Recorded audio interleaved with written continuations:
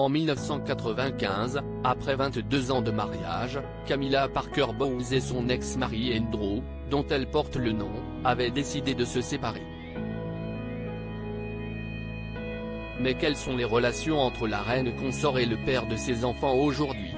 Le 6 mai dernier, le roi Charles III était couronné devant des millions de Britanniques en l'abbaye de Westminster, 7 décennies après sa mère Élisabeth II. À ses côtés, son épouse Camilla Parker Bowles, couronnée elle aussi devant un peuple qui a mis de très nombreuses années à l'accepter. Éternelle maîtresse du roi Charles III aux yeux de certains Britanniques, le nom de Camilla Parker Bowles a souvent été associé à celui de la princesse Diana, qui avait avoué qu'il n'était pas 2,3 m dans le couple qu'elle formait avec Charles. Il y a quelques années, dans une rare interview accordée au Daily Mail, Camilla Parker Bowles s'était confiée sur la période très difficile qu'elle avait vécue lorsque sa liaison avec Charles avait été rendue publique. C'était épouvantable. C'était un moment profondément déplaisant et je ne souhaiterais pas à mon pire ennemi de vivre ça. Je n'aurais pas pu y survivre sans ma famille, avait-elle déclaré.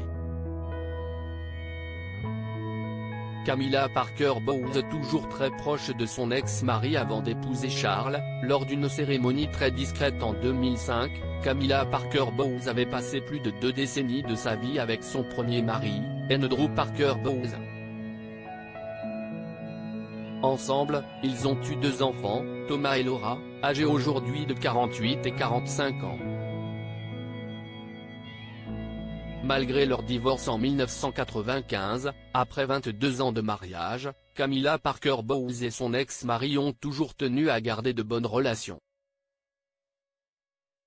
Les deux ex prennent d'ailleurs toujours plaisir à se revoir lors d'événements importants, notamment le mariage de leur fille, ou encore lors du lancement du livre de cuisine de leur fils.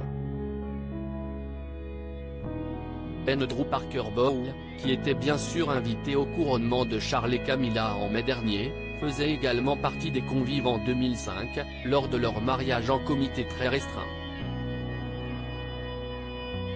Ils sont très liés.